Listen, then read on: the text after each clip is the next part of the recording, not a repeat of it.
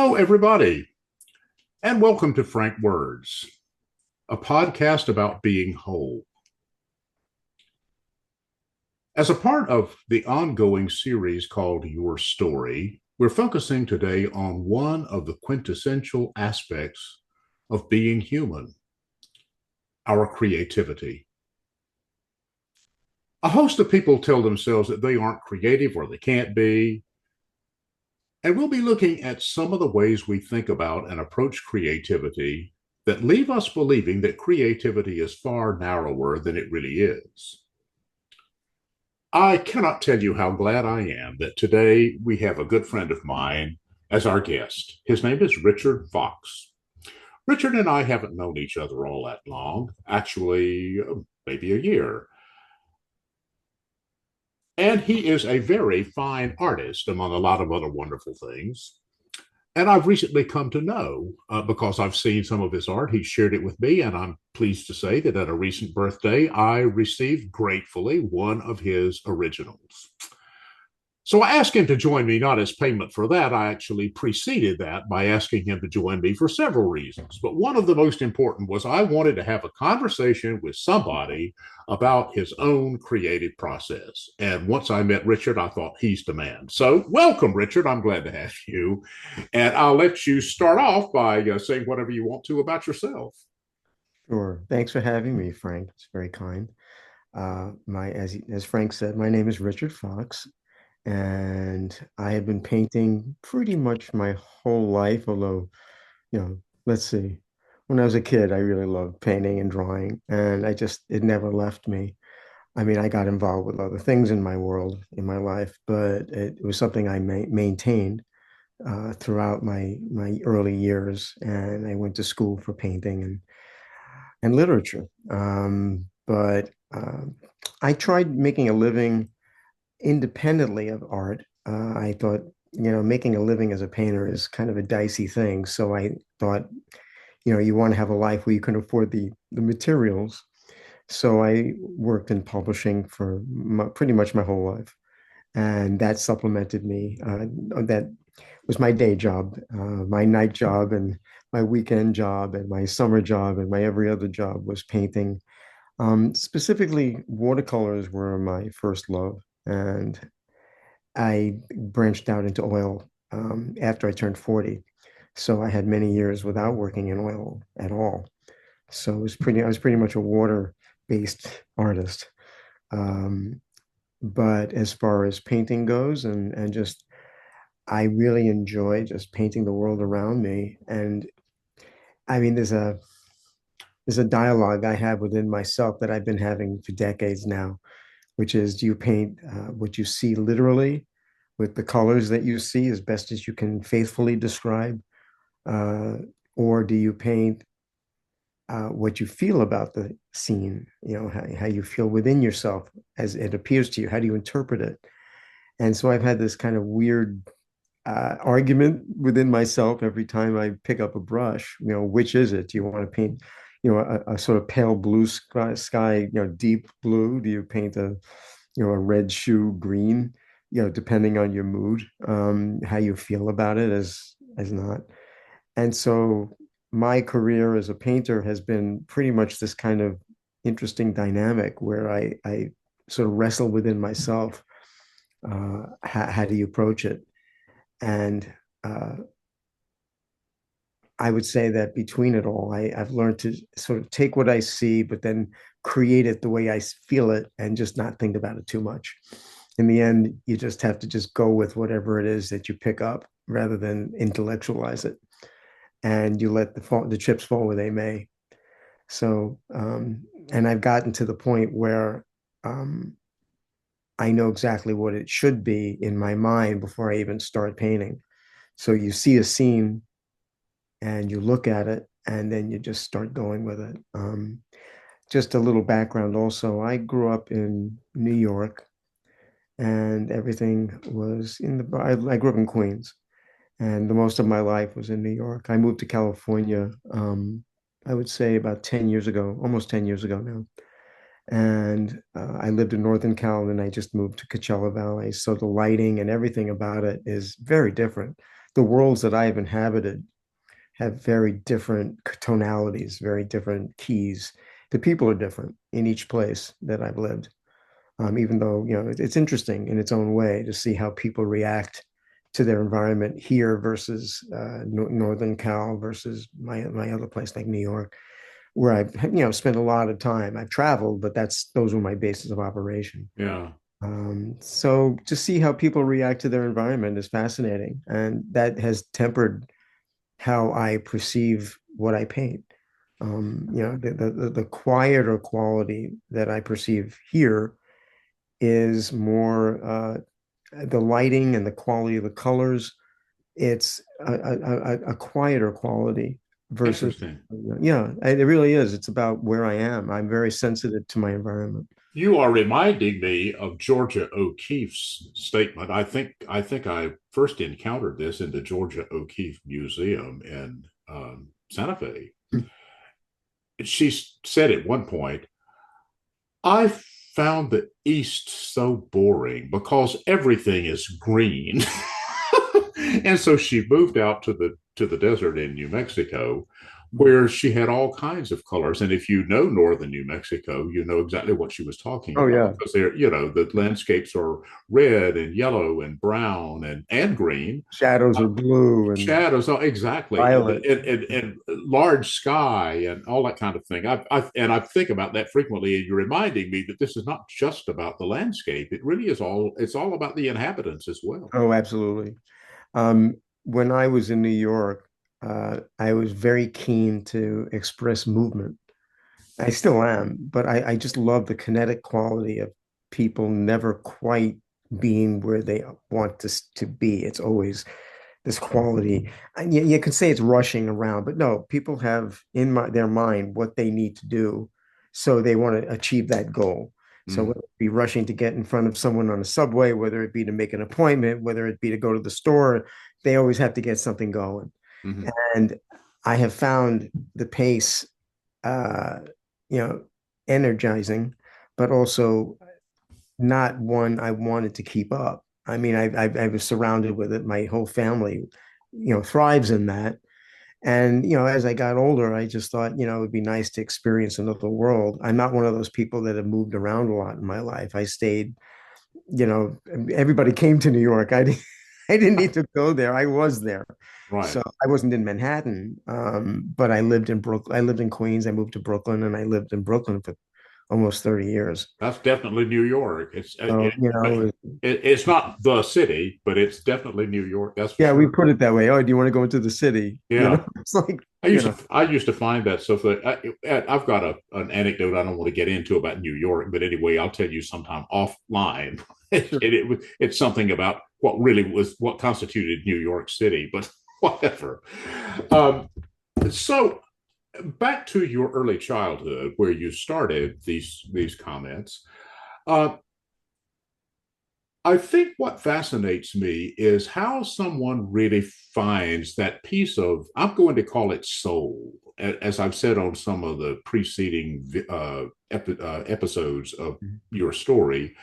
Soul for me is what we consider to be our inner nature, the quintessential Richard, the quintessential Frank. I mean, something that is there Mm, that is the kernel, if you will, from which all else springs. mm, And sometimes we are in accord with that, and sometimes we're not. And of course, there are things that shape us and whatever. mm. But what I'm interested in is when you think back on your early childhood, uh, you had an interest in painting, but where do you think that interest came from?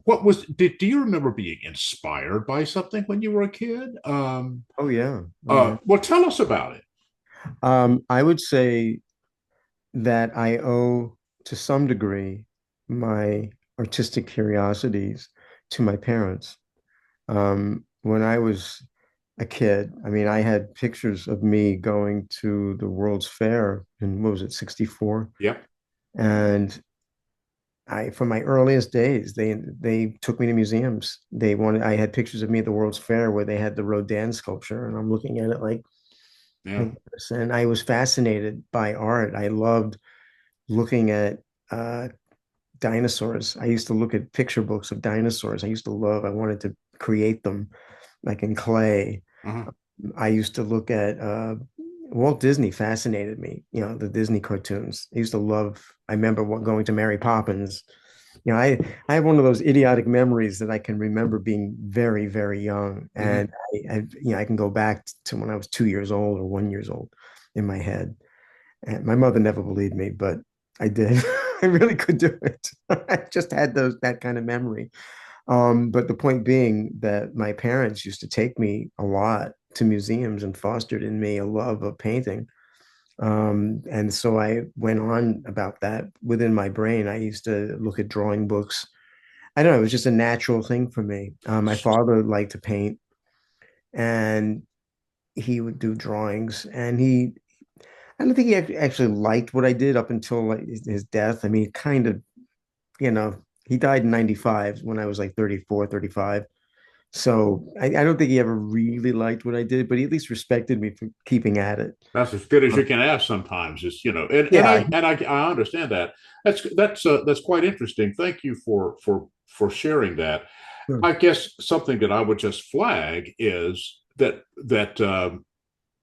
probably most of us, I suspect, can date something that we enjoy, that we like doing, perhaps a career even, to something that happened in childhood or adolescence, maybe in young adulthood. I mean, it could happen along the pipe for sure, but that's quite instructive. I have, as I've shared again in some of the other podcasts that precede this one, I had the experience of being brought up in a family that was, I would say, conventionally religious, but not necessarily church going or Mm, engaged in any kind of way. My folks were around 30 when I was born, and like many 30-year-olds then and now, they really were not terribly interested. Now, both of them had grown up in rural South Carolina pretty mm, much, and therefore they were part of a culture. Even at that time, it was very different from what it is now. But even at that time, people went to church, or if they were Jewish, they trekked to whatever the nearest synagogue was, and there was none around. And mm, my part of South Carolina at that point, so right. people frequently went to Raleigh, for high holy days and this and that. In any case, the the truth of the matter is, uh, I I kind of was born with a portfolio to be a priest. Mm, Now, I didn't grow up a Roman Catholic, and therefore I didn't use the name priest at that point. But now I look back on it and think, oh, yeah, it was all there to begin with. The things that organ music, vestments, churches, what they looked like, what they smelt like, where they were located, all of that stuff fascinated me the way dinosaurs fascinated you. And I have a grandson who likewise was just absolutely charmed with dinosaurs. He could tell you what a Cycleratops was, when he was like 3 or 4. And, perfect. oh yeah. That's great. So I'm thinking that if we are ever in doubt about what our nature is, we probably need to go back to some of those earliest memories that we can access. Not everybody can go like you and I do to levels of childhood that are really pretty archaic, pretty ancient relative to our age, and access those things. But that probably has a clue. Oh, absolutely. Yeah, Absolutely. yeah, And it leads you on in your own, I could say about myself that I always had like this kind of not invasive, immersive, that's the uh-huh. word, immersive curiosity. Yeah, Whenever I saw one thing, it led me on to see other things and yeah, just kept going. I mean, I remember the artists that were my heroes. There was a certain, I loved cartoons too. I really liked cartoons. I wanted to do it myself and illustration to start. And there were certain artists that were my heroes that I didn't want to be them, but I wanted to use what they did to sort of learn from them. So I yeah, copy them. And, there was one in particular who was very dear to me, a real humanist. His name is Honoré Daumier, uh-huh. Daumier. He's a terrific, one of the great artists. I Oh, mean, I love Daumier. Daumier is amazing, and Yeah, he's not given half the press that he should because he could draw as well as Michelangelo, frankly. I mean, he yeah, really was one of these great artists, and I just learned how to look at had to put shapes on a page. He was a very sculptural artist. You could draw and they look like three dimension. Hmm. And I was never that three dimensional as he was. I was more decorative in my approach, but nonetheless, I appreciated what he was doing, and he tuned me into watercolor. I mean, he made me aware of, you use just a couple colors well is better than using every color in the rainbow. You just use a few, well chosen colors it makes the thing colorful, but you're using two or three colors. Literally, it doesn't have to be 100 colors. It could be shades. Oh, you are talking about so many things that are ringing bells with me, and one of them is how it is that we model ourselves or can model ourselves on something else. I'm a big one for believing that some of us, and I'm an example of this, who learn best by observing and copying. Hmm. I think the idea that creativity is somehow tied to being totally original, coming up with everything on your own, is really rather a bogus idea. And I'll tell you why I'm using the word bogus, because nothing is really original. No, We can be authentic and we can be unique in some ways, but the truth of the matter is we're all connected to a long, long line of yeah, progenitors that have come up with everything that we possibly could in one way or another. absolutely. Yeah, it doesn't, creativity to me, it's you take something that's been done, but you put it through your own temperament. Exactly. And it becomes this unique experience because you look at things your own unique way, but you're not slavishly copying. You're saying, oh, I could take this from this person. I can take that from that person. I could use this quality from this. And you jumble it together in a blender and you come out with something that is your own music. I, Yeah. you know, that's how I look at it. Yeah, that's an interesting metaphor. It is indeed. You're talking about some colors, not all are, better.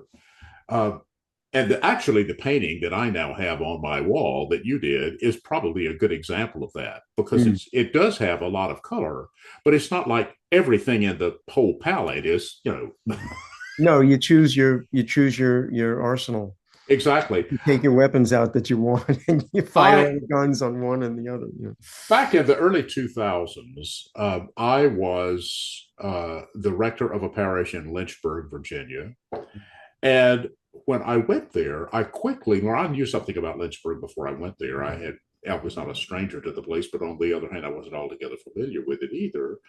And what I learned was that that place, the city itself, and the parish that I led, was full of really fine artists.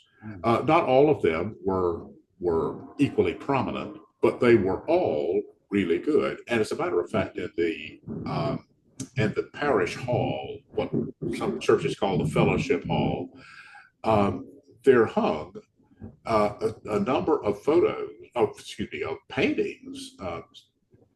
Maybe there were some photos, but there were largely paintings, the originals that members of the parish had done, and later on those were moved to an actual art gallery that we put it in. So it was a place that really prized art. Well, one of those people was Annie Massey, a woman who won a blue ribbon in the American Watercolorist Society Mm. um, uh, at one point in her career.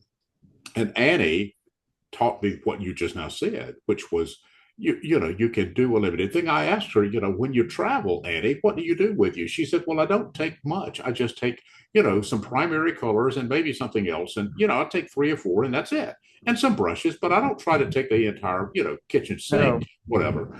yeah, So about that time, I went to Guatemala to study Spanish, and I decided that I really wanted to do some painting while I was there. It was the second trip I'd made to Guatemala, and I realized how beautiful the country is. The city of Antigua was, for example, to paint things. So mm, I did, and I came back with a number of things. If sometime when you're over at my house, I'll show you my Guatemala stuff if I sure, haven't before. But I did what Annie said. I didn't try to take the whole thing. I just took some colors from which I could mix others and so on. She was sure. exactly right. I I just had you know primary colors and I think probably nothing else, and I could make anything out of just those. And Absolutely. And Yeah, it was really kind of a challenge, a wonderful sort of challenge to rise to.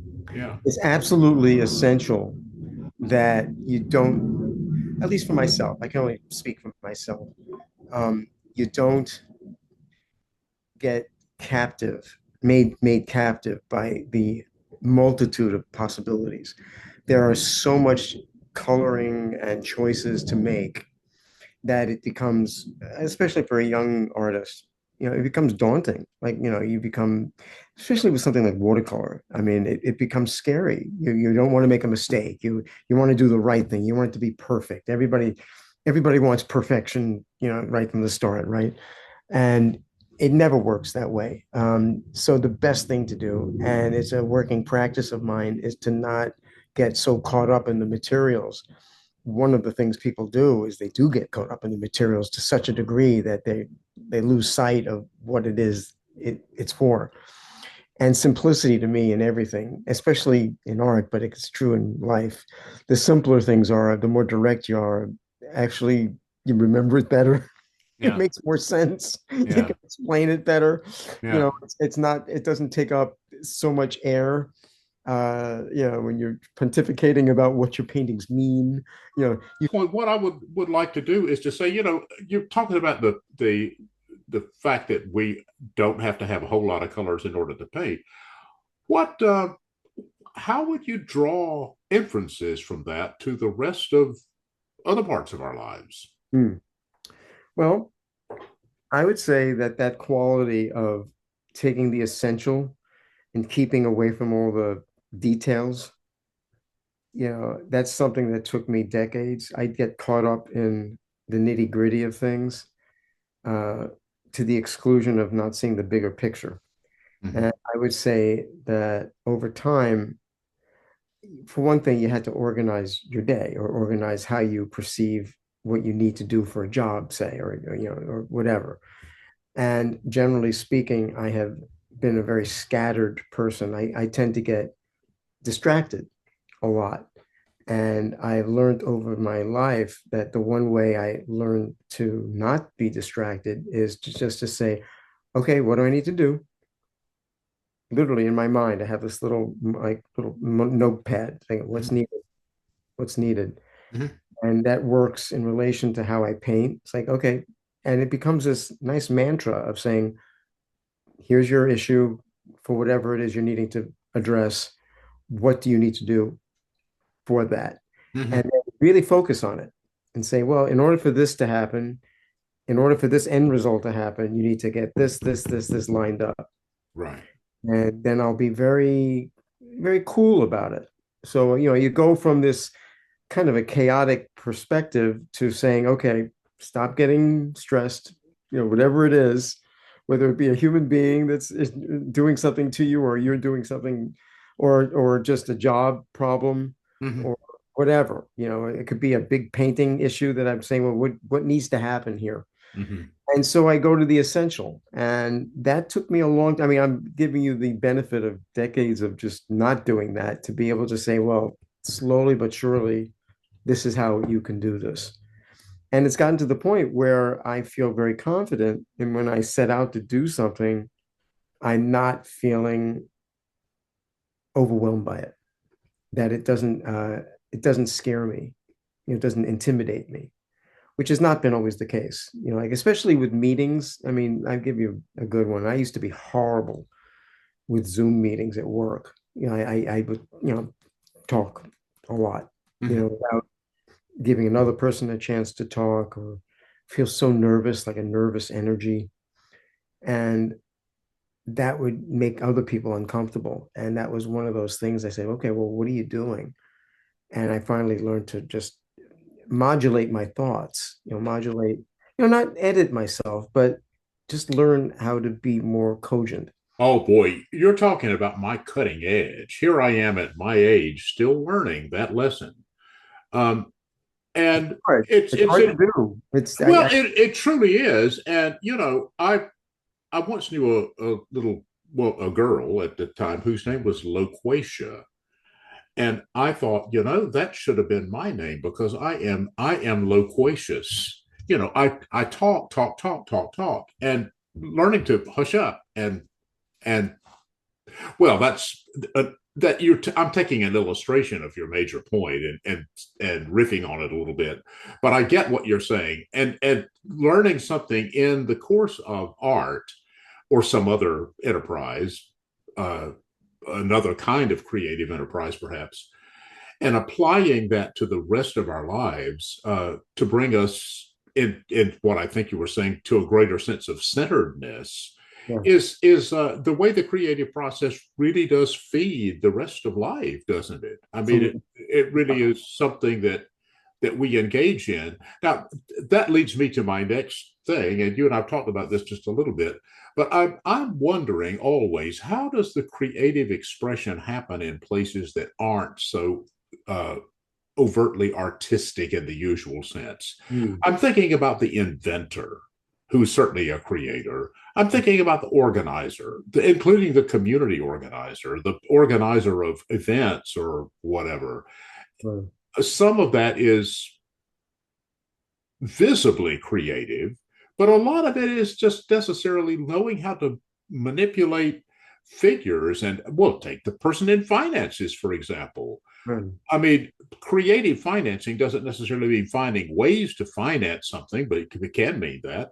But it's bringing some order. As I'm thinking about this, and because I was in a courthouse last week, as I was telling you, and I was thinking about the first experience I ever had in a courthouse. It was when I was in the third grade, and my father had a job at the time with the board of elections of the county that we resided in, and he had a desk in the courthouse in a actually it was a grand jury deliberation room, but that was incidental. I used to think he was the grand jury. He said, no, no, no, no, this is just a grand jury room. And I just happened to be sitting in there. But he had a beautiful handwriting. And in those days, before things were computerized and so on, the register of voters was kept by hand. And Mm. he went through book after book after book and wrote out in cursive Mhm. the names and information, where somebody was born, when they were, whatever the data was, and he Right. was proud of that. Well, oh, all right, that was clerk work, but he happened to have a skill that he was applying. So I'm thinking that people do creative things all the time, and what I wonder is, how does someone like yourself, who understands the creative process, support other people who might not know that what they're doing is creative? Now, Mm. they may know, but let's assume that they don't. Somebody who works on a factory line, for example. Well, I could use my mother as an example. My mother was a bookkeeper. So was mine. Okay, well, We might be brothers. We might have the same mama. my mother had to go back to work because my dad was a salesman and his jobs would be good or bad depending on how good the economy was. It was very, but bookkeepers are forever because people always need people to keep the books no matter what. So she kept things, in some degree, very steady in my mom as I was growing up. And she would always be very modest about it, but she was very good at what she did. Uh, she never looked at it as creative, but I always thought that spilled over in her life. She edited magazines for her local chapter of her religious organization, her Mm-hmm. Hadassah. She was very much this kind of person that was a real doer, but never made much of it. But it was because she had a very ordered mind. Now it was funny because she was very flittery. My mother was like a little minor bird. You couldn't stop her. She was like 4 foot 11 and she'd be like this all the time. But that quality of imposing order was part of her personality that I inherited too, where that chaotic quality was only the surface. When it came to, doing other things, she was very methodical and very, clear-headed. And so I always sort of took that to sort of be a sort of quality of how do you become abstract to representational? It's like you take Well, Yeah. Yeah. You know, you take all the planes and you can stay abstract if you want. You know, you can keep it on that level of not chaos, but just this kind of disorderly attractiveness. You know, like it could be something out there. Or you can take all the little bits and pieces and you can wind it together in some recognizable form. And so I look at her bookkeeping as a kind of abstracted reality that became reality. You know, it's all numbers. Yeah. You know, That makes sense. I mean, it's a it little. does make sense, and I'm thinking that uh, to look at something that just said a slightly different way.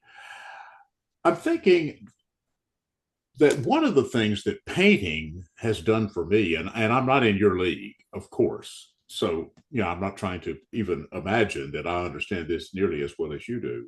But when I took my very first course, which was in my probably I was in my 50s at the time. Mhm. I never had taken an art course at all. I had never taken a drawing course.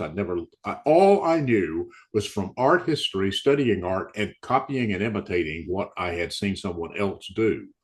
And I hadn't done a lot of that, but in any case, I've now learned that I do have some eye for those kinds of things, but that's another whole matter.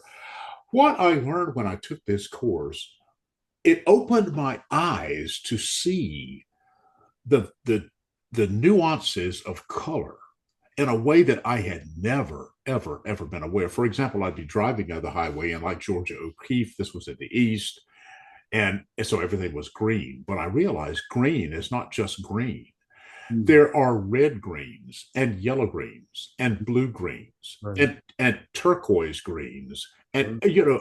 all. I mean, driving down the highway, I would see this, and not only in autumn when the leaves are turning and so on. No, I but would I would see, and I would think, oh, I get it. And so, if you really want to do something realistic, um, it involves not just having a photographic uh, representation of what you see, but but what you were saying about the green shoe being red or the red shoe being green. It's you were talking about the emotional impact that you were expressing in your painting, and exactly. I'm thinking that even if you weren't going for that, you know, still there is a way of understanding what we view, what we take in through our senses, other than taking it at face value or literally. For example, if you had asked me when I was, oh, I don't know, let's just simply say 16, to paint a sky and to paint clouds,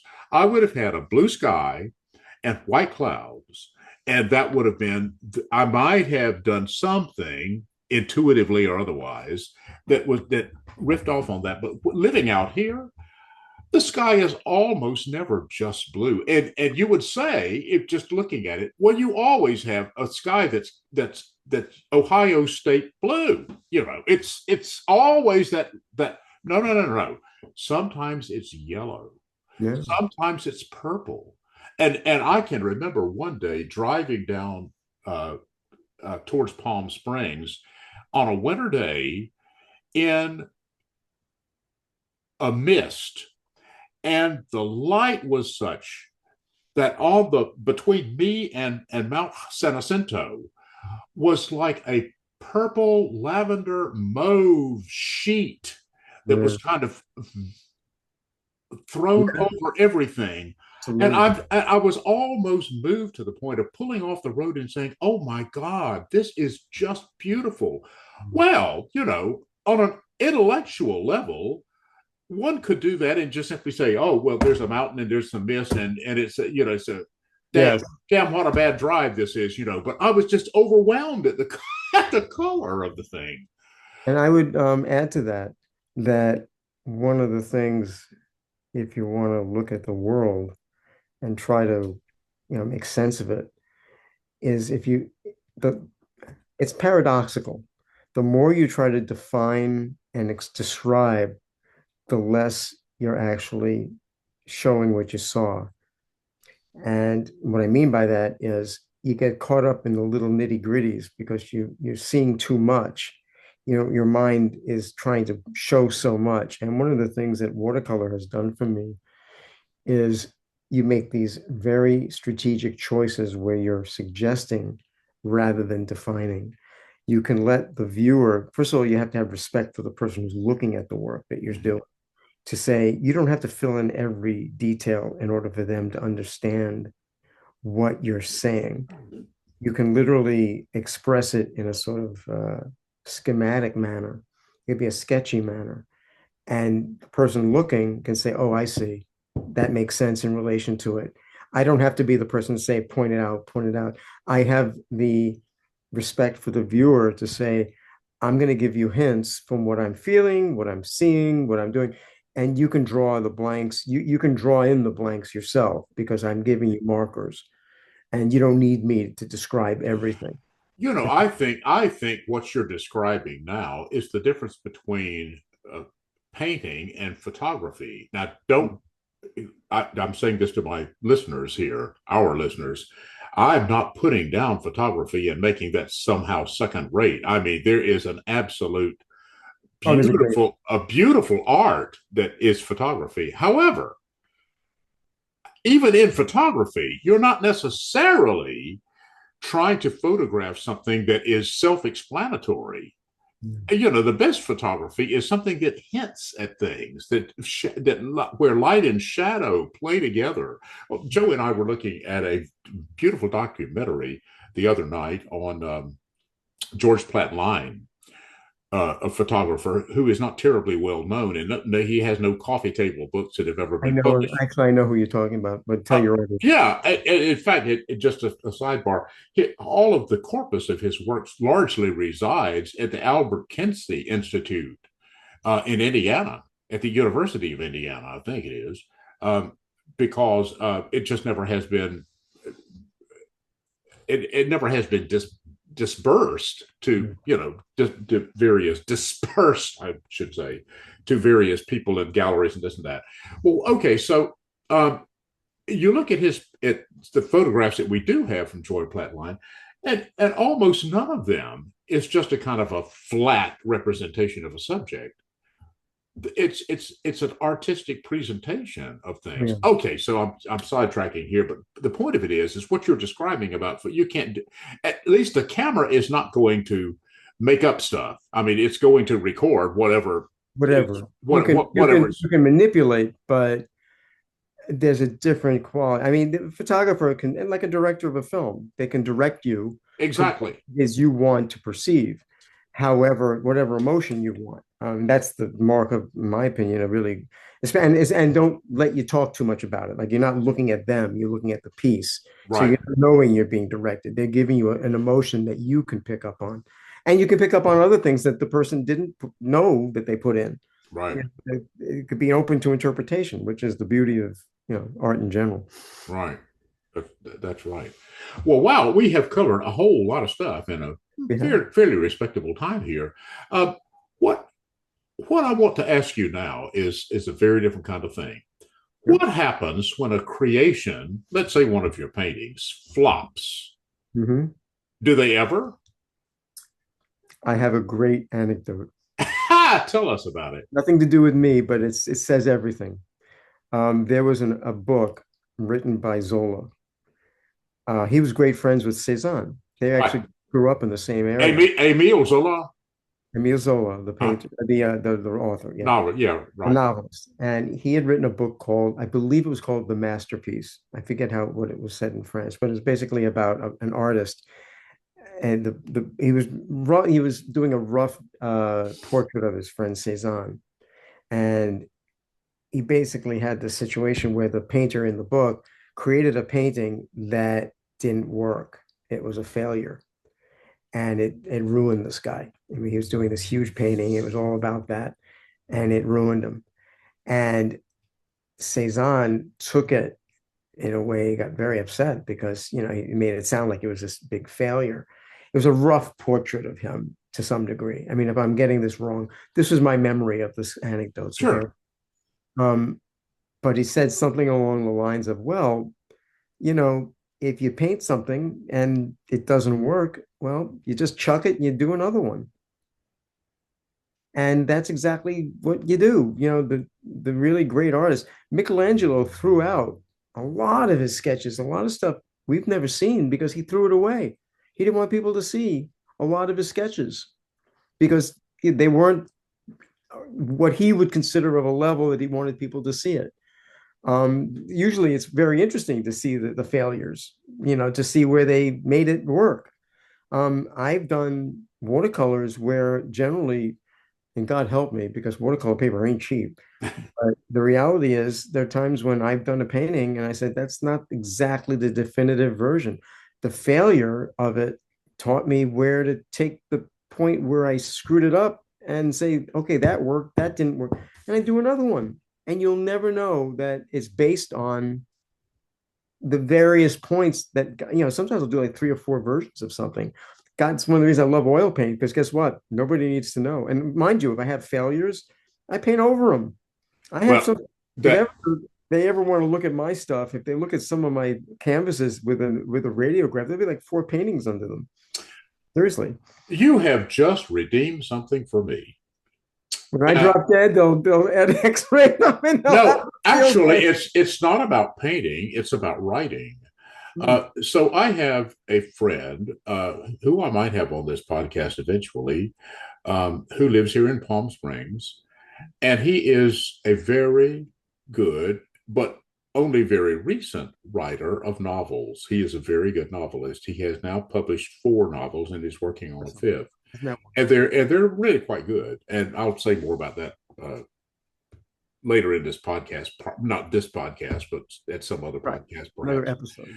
But anyway, partly because I was inspired to do so when I began listening to his process and so on, but also because during the pandemic, I had been invited to be a part of a small group of people who simply to kill time and do something creative and so on. We're getting together to write short stories, really short stories. And I have never written much fiction. I've written poetry and I've written essays and other things, and some nonfiction writing, including a published book. But I've never done any fiction writing, and certainly not anything that was even remotely worth publishing. Mhm. But I decided that I would do some. And so, having written a couple of stories that I rather liked and had shared with some people and gotten some good feedback on, I decided to write a novel. And it didn't start off that way. It started off as another short story.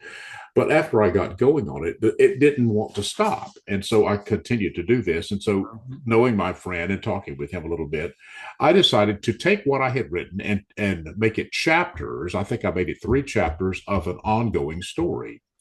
Okay, for a variety of reasons, I ran into some real difficulty, and I won't get into the fine points of writing fiction and this and that, but suffice it to say, it was a flop. Mm.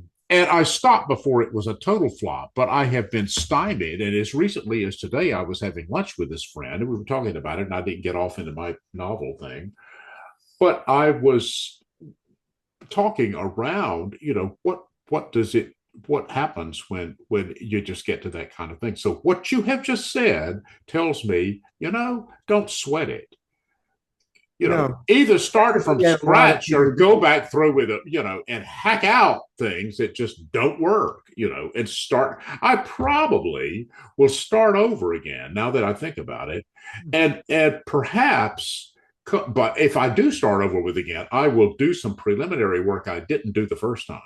Because one thing I've learned is writing a novel is very different from writing a story. Yeah.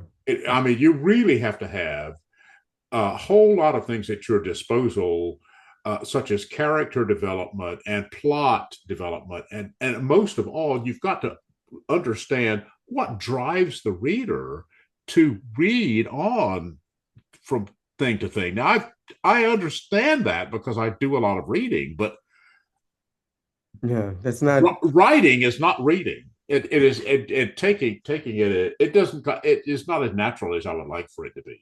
failure is underrated. It actually really is not a bad thing. I would say, you know, being a painter, failure has been helpful. The part that I have problems with is marketing.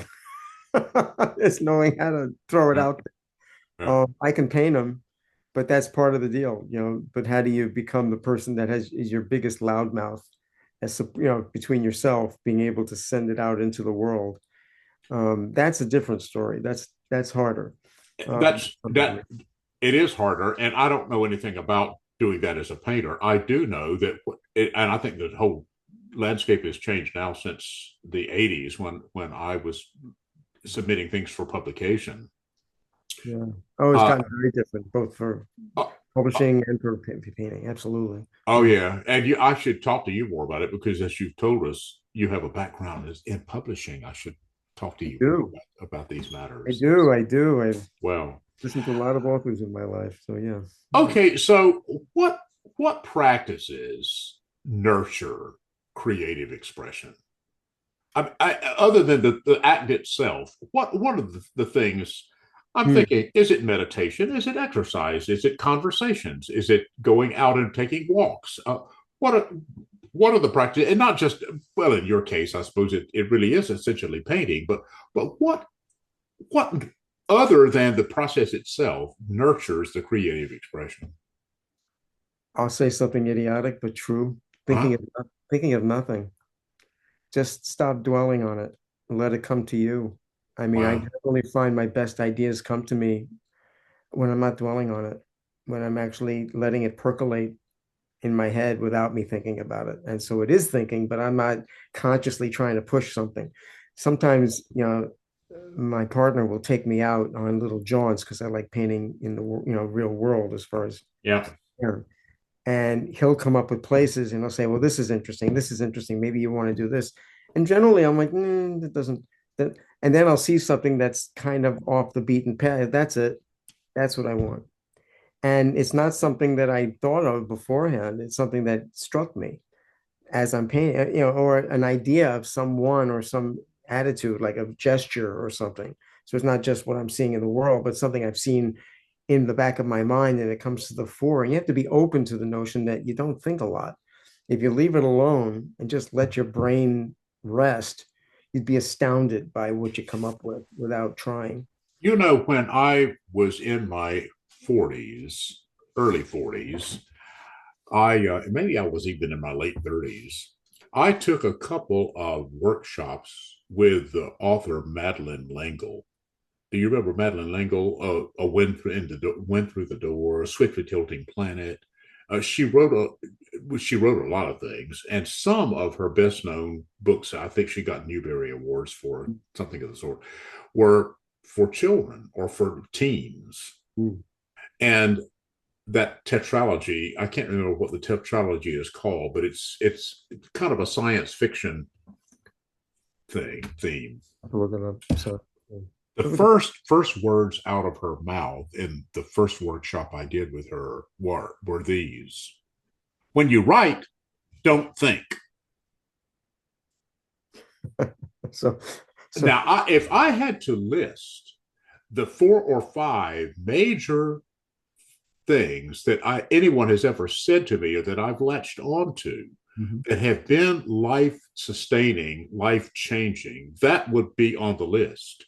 Yeah. Because when she said that, I immediately knew what I had done that was self defeating. Right. I had not separated the process of editing from the process of writing. And Mm. what Madeline L'Engle went on to say was, get what you want to say on paper, however you do it. Type it, write it, whatever, sketch it, whatever.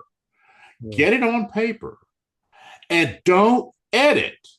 You can do that later. But you come back and you're looking at it, a second time. But if you try to edit while you're coming up with what you're doing, it won't work. Now, she may not have been quite that blunt about it, but But that that's, was what the inference I drew from it. Okay. I would say also that for a perspective of a visual artist, um, the best thing you can do is get the thinking in your hand, not in your head. Uh-huh. Yep.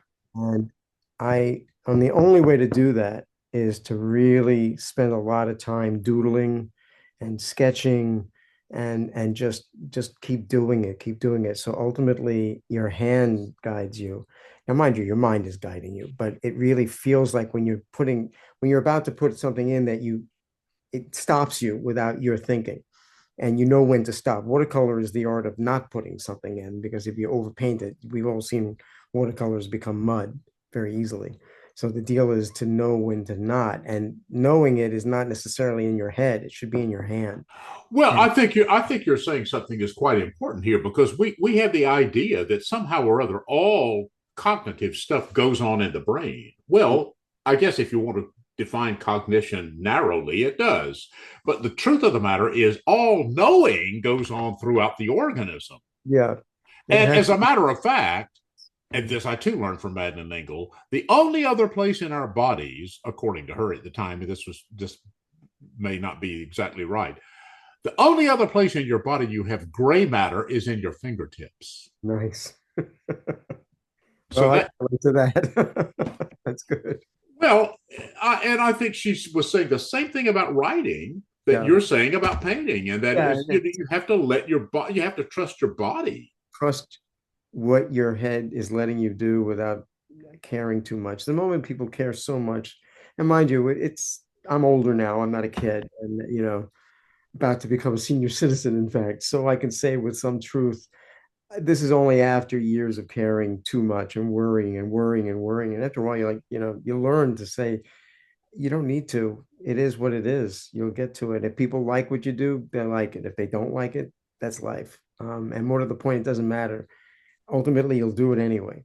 And you start gathering really good stuff by just letting go of worrying. And that's true of relation. I really, this attitude works in everything. But the moment you let go of caring too much, that doesn't mean to say you're a heartless person, but you don't put so much energy into thinking so much about what other people are thinking, or if you're making a mistake, or if it matters so much that you've screwed it up, you know, if you let it go, you're actually doing exactly what it is you wanted to do all along without caring so much.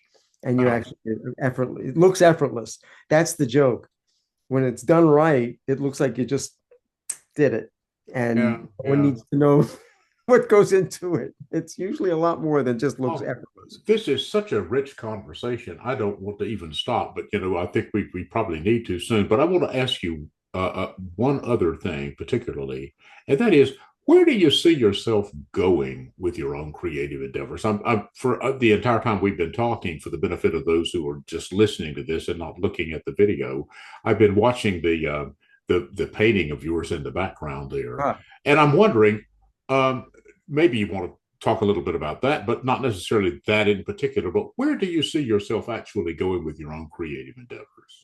well, I focus on themes these days. I come up with ideas that like one painting in a series of themes, like one theme that will interest me. So that's where I see me going. I like to create body, I have been creating a body of work where you see my take on a certain thing. It doesn't have to be a lot of paintings in this. It could be like 10 or 30, depending on how I think about it. I can just keep doing them. But regardless, I see me just for the rest of my time on this blue orb of ours to just keep doing themes of things and just keep it moving. And just at the end of it, just show my world, whether someone takes it or not, who knows whether the work has any validity or not. It's not my place to say.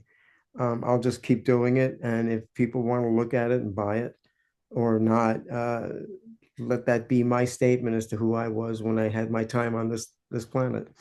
I just want to keep it going that way, just to maintain my attitude towards being interested in the world around me, creating themes of things that intrigue me, and doing them in a way that's interesting to me, that will be interesting to others, I like to think, and just have a body of work to show at the end of the day. Oh wow, I'm so impressed by exactly how you put that, and so grateful for what you're doing. And I think you have said what you've said today in such a way that anyone listening would be able to say, if they choose to, wow, what he's saying there about his art, I can take and I can apply to my life. And there are some aspects that I might or might not call creative, but it's the same thing. One of the things that I believe deeply is that the energy that we express in our art, in our craft, in our work, in our play is the same energy. It's actually, when it gets right down to it, it really, far as I can tell, it really is the love that permeates the universe. And when we live in the flow of that, when we live in the flow of that erotic energy that keeps the world going, keeps the planets in their courses, all that sort of thing, we are doing good stuff. Yeah. It's not that we're going to be graded on it by some extraterrestrial being or whatever. No. It isn't that. We are doing good stuff because we're in line with what we're created to be. We are expressing our wholeness as best we can. Yes. And if we leave a body, how many people have left a body of work? Musicians come to mind, Mm. poets come to mind, uh, artists come to mind. There was one, I can't remember his name offhand. I wasn't thinking about this before we got online today, but there was a guy that friends of mine, both of whom have gone on to glory now, discovered some years ago in, I think, Paris, who had this cache of paintings that had never been discovered, and they were into flea markets and so forth at the time. They were really, and they really developed a business based on discoveries that they had made, and this art was one of such discoveries. Uh, he wasn't graded on that. He wasn't remembered for it. No. What he did was under. You might say it was like something in a cave in Lascaux or someplace. It was never discovered until, I don't know, 50, 100 years later. Yeah. And so we sometimes just don't, I don't know that I'll have a legacy to leave behind. It's not up to us to know. No, it isn't. But the thing of it, it is up to us to decide that we're going to give it all we've got. You do what you do when you're here, and you leave it to the rest There to you just go. let the chips fall where they may. There That's you it. go. There you go. Richard, thank you so much for being with me Oh, today, my and for pleasure. and all of these people that have had the benefit of listening to you and appreciating your wisdom. Well, Uh, thank you. I love your painting, and I'm going to say, not just to you, but to our listening audience and viewing audience, if you have the opportunity, if you're ever out this way and you have an opportunity to go to a show where Richard is exhibiting things, or a gallery where he's got some things in, or maybe if you're nice to him, knocking on his door and saying, "Well, I've listened to you online, and I Lots of them I here. heard you in a podcast. I want to see your work." Tell you what, I'll give you a plug. Can you? Uh, My it's website is www.paintaglobe.com. Paint the Globe. No, no, paint a globe. Oh, Paint a Globe. Paint a globe, one word, paintaglobe.com. Com. As a matter of fact, I'm about to say thanks to all of you for joining us today. And if you are viewing the video version of this on YouTube, you'll see in the following frames references to what I have as a website called The Soul in You, and also to Angels and Principalities, which is an interactive blog that I write on topics where faith and politics are often bumping into each other. I hope you'll check that out. Angels and Principalities. You'll see the URL when you're listening to, or looking at the not listening to, but looking at the rest of this video. And if you're listening on Apple Podcasts, Spotify, or some other site, check to see if there is a transcript where you'll see any references just like the one Richard just made to paintaglobe.com, and other things that we might have said today that you might wish to pursue, names and references that you want to check out. So until we meet again, take care of yourself, pay attention to your story, and remember to speak as often as you can your own frank words. Thank you.